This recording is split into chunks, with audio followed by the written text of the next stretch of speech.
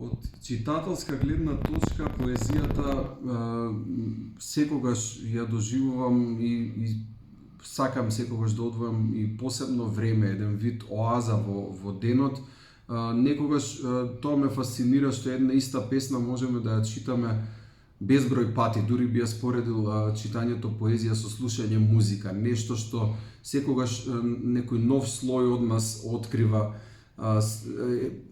Песните кои ме фасцинираат секогаш имаат многу слоеви, многу различни агли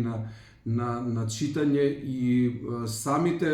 еден вид се барометар и за нашето расположение кога ги читаме, како да застануваме